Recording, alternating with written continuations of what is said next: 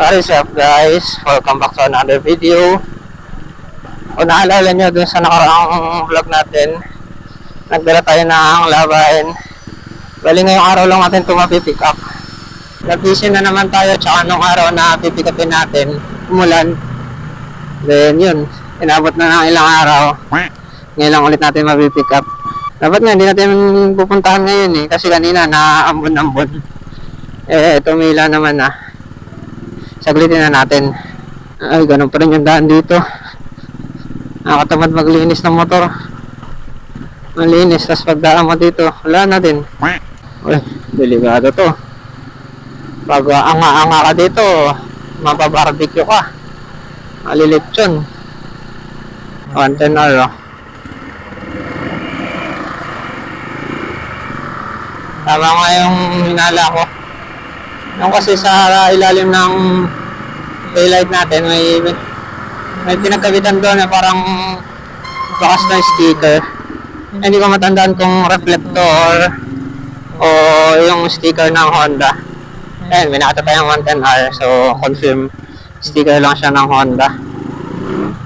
Kasi naglilinis ako one time sa pressure washer, yung DIY.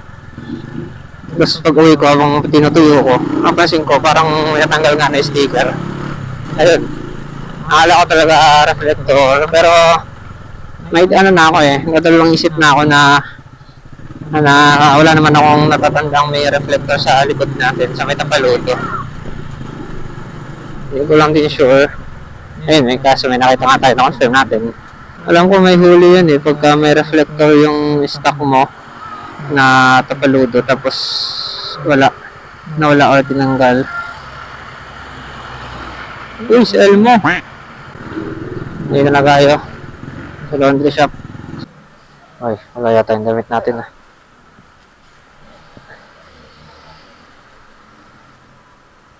Ay, dito yung bag namin kuya. SM po, dalawa.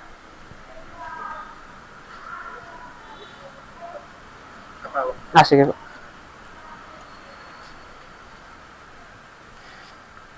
Yun lang, nagkapalit-palit na ng bag. SM po yung isa? Opo, pero hindi rin to yung isa SM na pero hindi yan yung kulay. Ayun yata yung isa kuya, yung kulay pula sa may malit na balde. Sa may, ito po. Ayun yun. Yung kulay red kuya, ito po sa taas, sa tabi ng balde. Ayan, yan yung isa. Tapos yung isa, kulay green din po Buo po yung tangkay ng SM. Yun lang, wala na. Ayan po, ayan. Ay.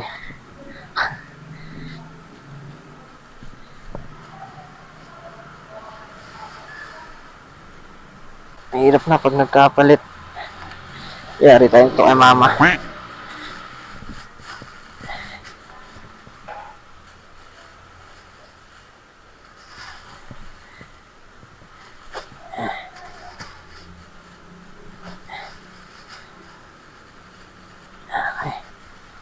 Ito.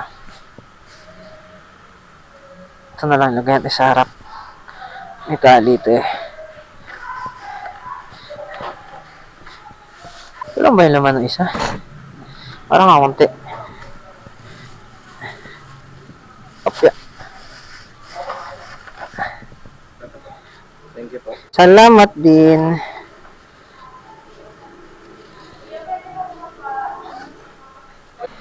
Thank you kuya. Batsi na tayo.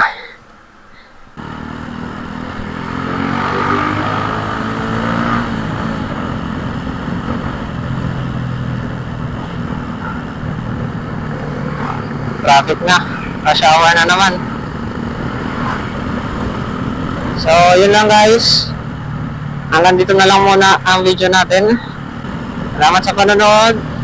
Until sa next video. Ride safe.